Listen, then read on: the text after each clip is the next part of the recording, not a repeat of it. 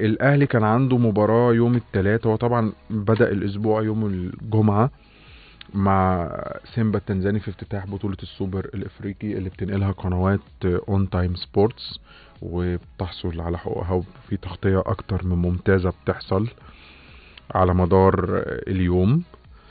الاهلي وسيمبا الذهاب انتهى 2-2. الاهلي في الشوط الاولاني ضيع فرص كتير جدا، كان ممكن يخلص المباراة من تنزانيا، لكن المباراة كان ليها شوط تاني في القاهرة، استحواذ وتمركز، لكن الفينال او الهجمة او انتهاء الهجمة قدام الجون كان في مشكلة. والمشكلة كانت ان النادي الاهلي لعبته تحس ان هم ما كانوش مركزين. اللعيبة نفسها قبلت يعني تفكير زيادة عن اللزوم في ماتش سان داونز. هم عينيهم على سان داونز وعينيهم عن الثأر من سان داونز، فتحس ان التفكير في المباراة ما كانتش على قد ان هم نازلين عندهم ثقة في ان هم هيكسبوا سيمبا وهيعدوا من سيمبا. وكان في استعجال كده غير مبرر يعني من تاو مفروض محترف وكان بيلعب في الدوري الانجليزي ولعيب اضافه بصراحه ولعيب كبير جدا. كان في استعجال منه كتير قوي في انهاء الهجمه، وتحس ان هو مش مركز.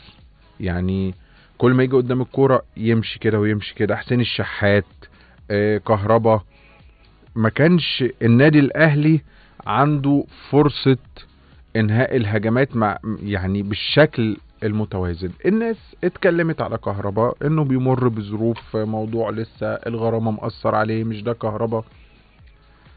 كهربا هو مهاجم النادي الاهلي حاليا، لان محمد شريف طلع اتباع، شادي حسين مشي.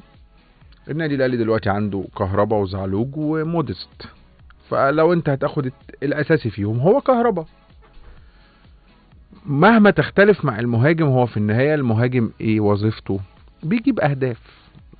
ومهاجم الاهلي والزمالك والفرق الكبرى بصفة عامة بيبقى من الربع فرصة دايما لازم يجيب اهداف. فكهربا لازم يركز في المرحلة الجاية ويفصل نفسه عن اي مشاكل عشان يقدر يستمر كمهاجم النادي الاهلي. لان لو مودست فاق، ما اعتقدش ان كهربا هيكون يعني ليه الفرصة انه هو يكمل كمهاجم اساسي. وطبعا اللغط كله كان على غياب امام عاشور. الناس في بيقولوا مستوى الشفاء لسه مش 100% عشان يبقى موجود، وده اللي قاله كولر في المؤتمر الصحفي. وكمان اتكلم على موديست اللي نزل في اخر المباراة.